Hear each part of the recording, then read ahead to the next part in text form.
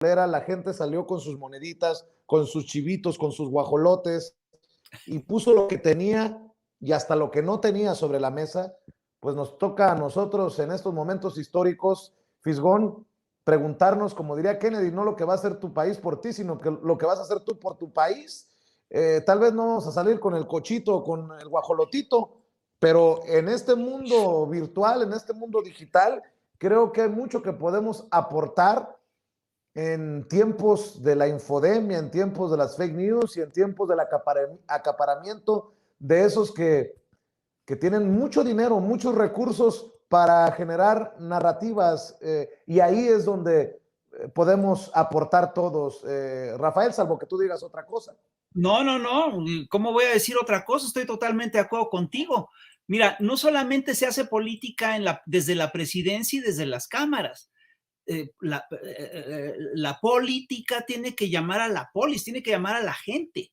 Tiene que ser, es una cosa de todo el mundo. No se nos olvide que una de las características de Morena es que el Movimiento de Regeneración Nacional se planteó como un partido movimiento. Y el concepto de partido movimiento es un concepto relativamente nuevo y parece contradictorio, porque en principio los movimientos sociales se forman y organizan alrededor de reivindicaciones y causas que luego no son temporalmente duraderas, ¿no? Y que cuando se consiguen, se acaba el movimiento.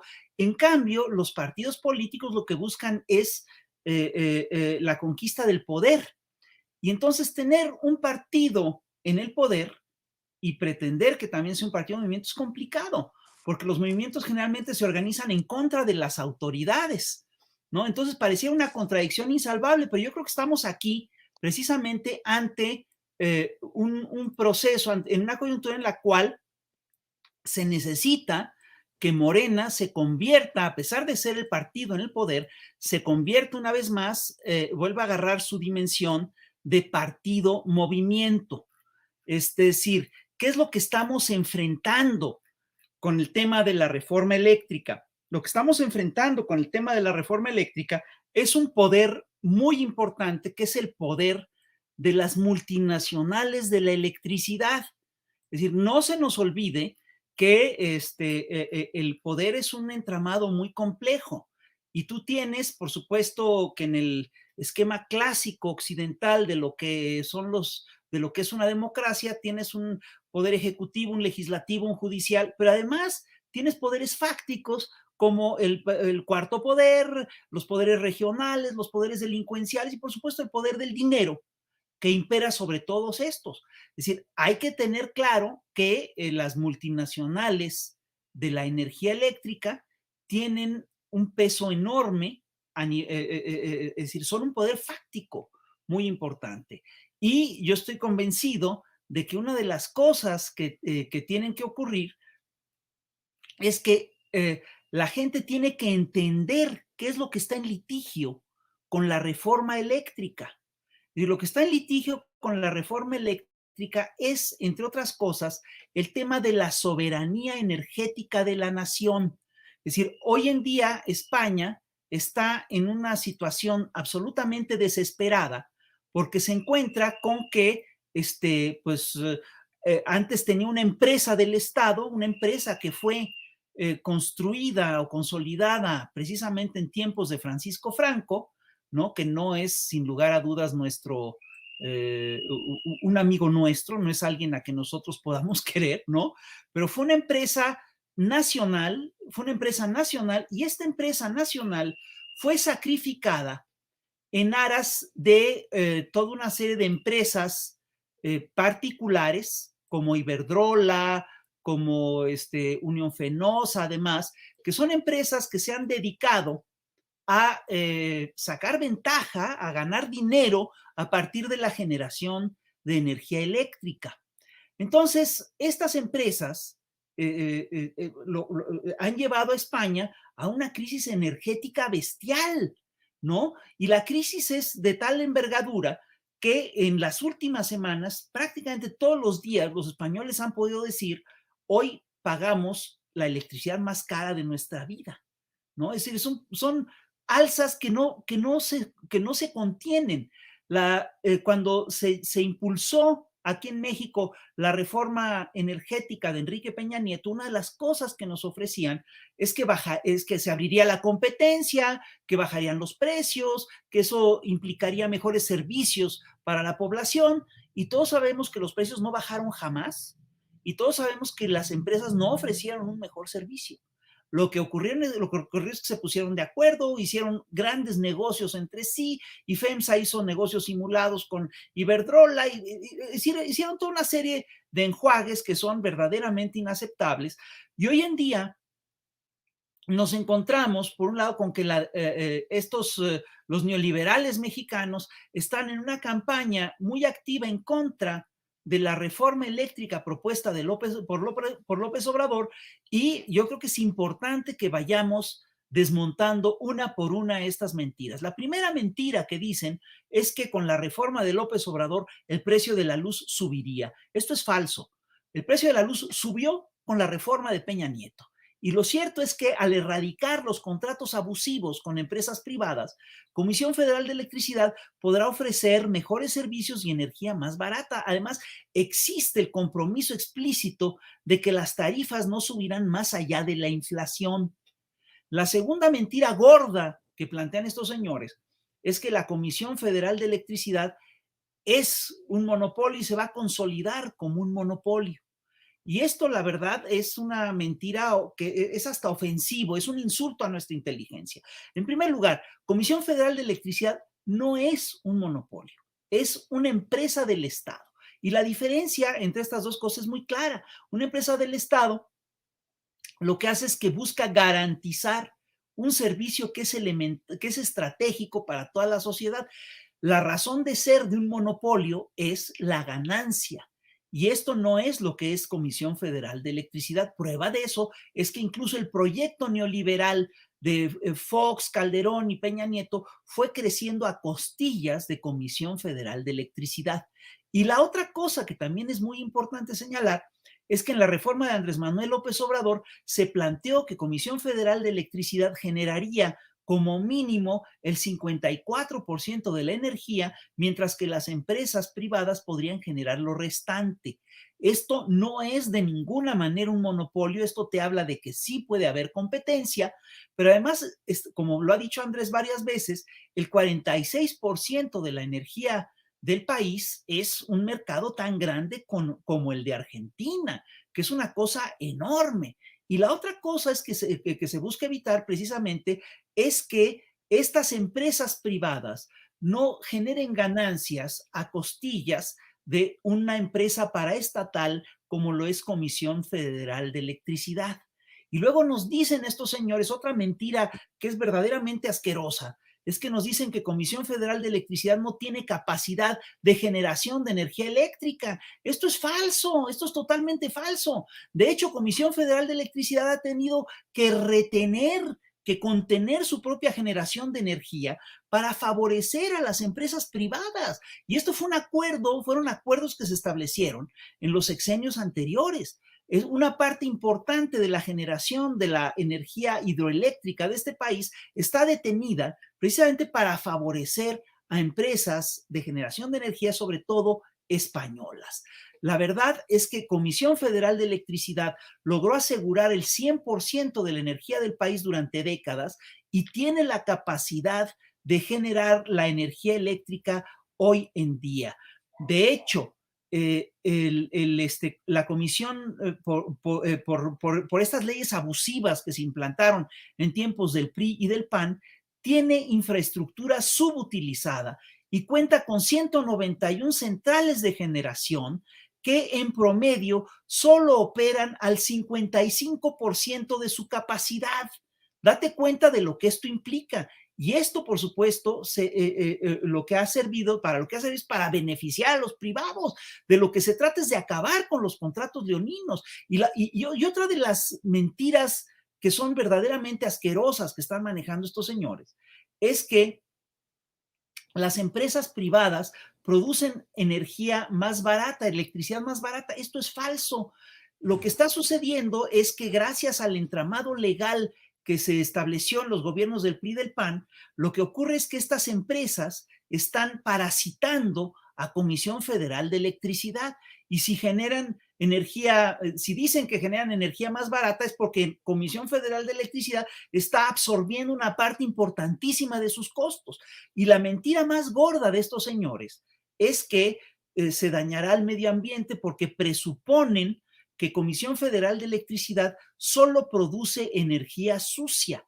Y es increíble cómo se ha logrado instalar esta narrativa, porque no tiene nada que ver con la realidad, es una cosa increíble. Es decir, si nosotros revisamos cómo la energía que produce Iberdrola, vamos a ver que Iberdrola en México solo produce, de la energía que produce, solo el 9% viene de lo que llaman energía eólica. El resto son plantas de ciclo combinado y demás. Y por el otro lado, Comisión Federal de Electricidad produce energía hidroeléctrica en grandes cantidades. Y esa es, sin lugar a dudas, la energía más limpia y estable, ¿no?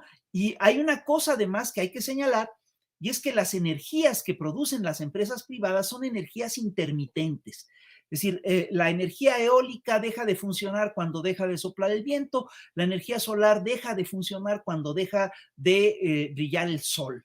Entonces, México tiene, estas energías obviamente generan cambios en la provisión de la corriente, de manera que y quien tiene que suplir, quien tiene que salir al rescate de estas empresas cuando estas empresas dejan de generar energía es Comisión Federal de Electricidad. Entonces, es un hecho además que Comisión Federal de Electricidad produce, según Bartlett, era el 30 y tantos % de la energía limpia del país, ¿no? Que es mucho más de lo que pueden presumir. El 35% de la energía limpia que se produce en el país la produce Comisión Federal de Electricidad. Y además, según el Acuerdo de París de la ONU, México debería producir en 2024 el 35% de toda su electricidad de forma limpia, y Comisión Federal de Electricidad está en capacidad de lograr estos datos, ¿no? Entonces, la verdad es increíble que estos señores mientan de manera tan descarada, ¿no? Y es increíble que hay un sector de la sociedad que se lo crea. Es decir, y tanto más increíble cuanto que toda la narrativa que están utilizando ahorita en contra de Comisión Federal de Electricidad es la misma que utilizaron para impulsar las reformas neoliberales en materia eléctrica, ¿no? Y que no se cumplieron. Nos dijeron que nos darían electricidad más barata, eso no se cumplió. Nos dijeron que nos darían mejores servicios, eso no se cumplió. Nos dijeron que no se dañaría la soberanía energética del país, eso no se cumplió. Y hay una cosa que es muy importante señalar, y es el hecho de que los neoliberales dejaron muchas cosas amarradas. Entonces, ahorita, efectivamente, Comisión Federal de Electricidad genera el 54% de la energía, o un porcentaje importante de la energía, pero si se siguen las lógicas que se dejaron amarradas en la era neoliberal, dentro de unos años, Comisión Federal de Electricidad solo generaría el 11% de la energía eléctrica del país, y eso sí, la haría totalmente inviable. Entonces, de lo que se trata es precisamente de mantener viable la producción eléctrica del país. Y sobre todo esto hay un dato que es crucial, que es el tema de la importancia de la soberanía energética. No debemos olvidar que venimos de un país que fue colonia durante mucho tiempo y que además tiene un imperio muy importante al norte y que tiende a colonizar y que tiende a ver a América Latina como su patio trasero. Entonces, el tema de la soberanía eléctrica y de la soberanía energética es fundamental. Todas las grandes luchas de México han sido luchas por la soberanía, y por supuesto que es una lucha importantísima la lucha por la soberanía energética. No debemos olvidar que en febrero de este año, en Texas nevó, y que eso paralizó al estado tejano, a este estado norteamericano, a este estado de la Unión Americana. Y que una de las cosas que ocurrieron en este proceso es que fueron muy graves, es que hay varios estados del norte de la República que nutrían su sistema eléctrico del gas que proporcionaba Texas. Entonces, Tamaulipas, Nuevo León, Coahuila, Chihuahua, de repente, porque nevó en Texas, ¿sí? Y porque nos cerraron la válvula del gas, empezaron a tener problemas severos de abasto de energía en plena helada. Y solo se reparó la energía porque Comisión Federal de Electricidad entró al quite y empezó inmediatamente a reparar las redes de energía. Por eso es importante la soberanía energética. No podemos depender de otros países en materia de generación de energía, ni de gasolinas, ni de electricidad, ni nada de eso, porque si dependes de esos países, el día que quieran, por las razones que ellos tengan, te pueden paralizar y tú no puedes hacer nada. Entonces es crucial, es estratégico que México mantenga su soberanía energética. Ese es el dilema que tienen ahorita en España. En España el debate que tienen es que España no es autosuficiente en generación de energía eléctrica y tiene que depender del gas que le venden del extranjero, y eso por supuesto que les plantea un problema gordísimo. Estados Unidos jamás ha permitido poner en duda su soberanía energética. Estados Unidos defiende su soberanía energética a capa y espada. ¿Cómo es que no sacamos las conclusiones pertinentes en México y cómo es que todavía hay gente que no ve lo importante que es la soberanía energética? Entonces, yo sí creo que esa reforma se tiene que defender y estoy convencido de que tenemos que defenderla en las calles. Hay una cosa que hay que señalar y que es muy importante. La derecha mexicana, el PRI, el PAN y el PRD, están sobrerepresentados en la Cámara de Diputados. Y eso es justamente lo que hace complicado que se apruebe la ley en una primera instancia. Sin embargo, yo estoy convencido de que pues también se hace, como dije hace rato, la política también se hace en las calles. La gente tiene que expresarse, la gente está a favor de la reforma eléctrica de López Obrador y se puede expresar en las calles y puede impulsar y debe impulsar esta reforma. Y esto verdaderamente nos puede regresar a las lógicas del partido movimiento. Es por eso que Morena debe seguir siendo un partido movimiento. Y es justamente porque el partido tiene que impulsar que la sociedad haga suyo el programa de gobierno, de este gobierno que está favoreciendo a la gente. Y eso es lo que se tiene que hacer. Esa debe ser la tarea, según mi muy humilde punto de vista. Pues qué interesante lo que nos expones, querido Rafael Barajas. Mi querida Yasmín, ¿gustas tú cerrar con una reflexión?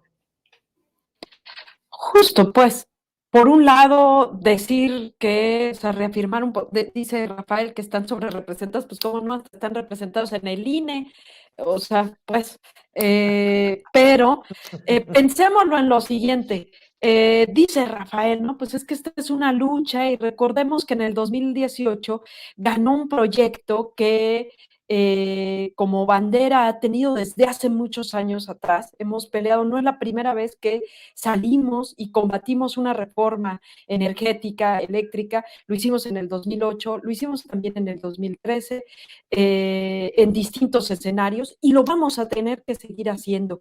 Recordemos eso, pues.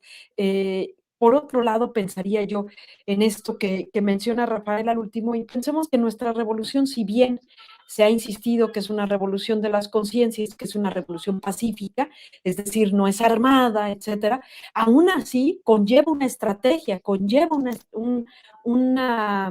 una lucha que es permanente, ¿no? O sea, es decir, esto que se dice que la lucha continúa, no, es que la lucha es continua, es parte de lo estratégico de nuestra revolución. Es decir, no podemos sentarnos porque ya tenemos la presidencia de la República, porque ya tenemos curules de representación, no, va más allá, no podemos ganar un espacio y perder el otro. Las calles es uno, pero no solamente ese, que el debate se vuelva en cada foro, en cada espacio, no perdamos la oportunidad de tener estos espacios de debate. Y en ese sentido, pues invitar, por supuesto, acaban de escuchar a Rafael Barajas el Fisgón, de desmentir una serie de situaciones que ahí están en la red, que constantemente nos están atacando con argumentos que aparte no tienen sustento. Aquí Fisgón nos haya resuelto algunos otros, pero también hay otros muchos espacios aquí. Ustedes en Sin Censura tienen uno, tengo entendido, con el compañero Ángel Valderas, así como también desde las redes del Instituto Nacional de Formación Política, tenemos un espacio para tratar solamente este tema, para profundizar este tema y tener mucho más elementos que nos permitan defender esta reforma. Y ahorita, porque es esta, lo hemos planteado, que las que vienen también tendremos que defenderlas. Pues eso.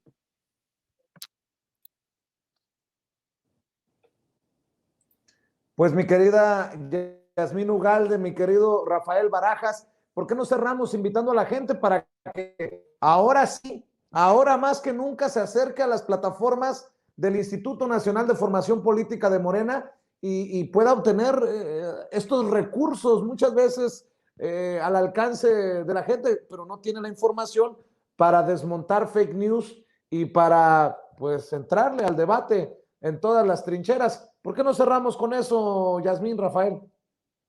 Con muchísimo gusto. Yo invitaría a la ciudadanía en general, a todos a todo tu público, que es fantástico, primero a informarse. Y yo sí creo que se pueden informar en estos espacios, y también van a encontrar muy buena información en los espacios del Instituto Nacional de Formación Política. Y también los llamaría después a movilizarse para defender la reforma eléctrica de López Obrador.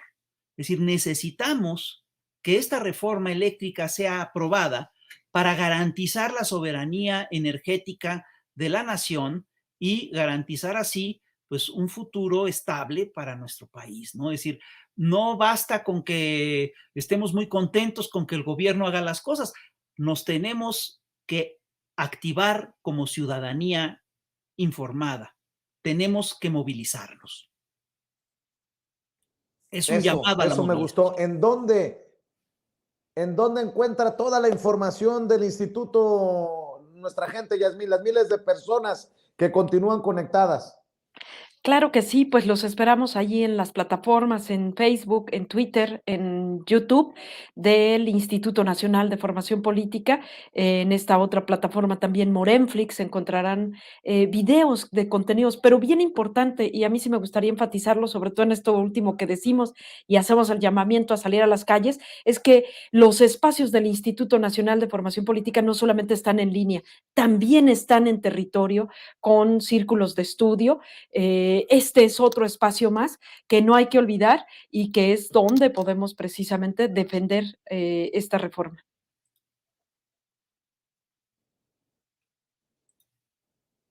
Mi querida Yasmín, mi querido Rafael, les mando un abrazo. Ojalá que regreses muy pronto, Rafa.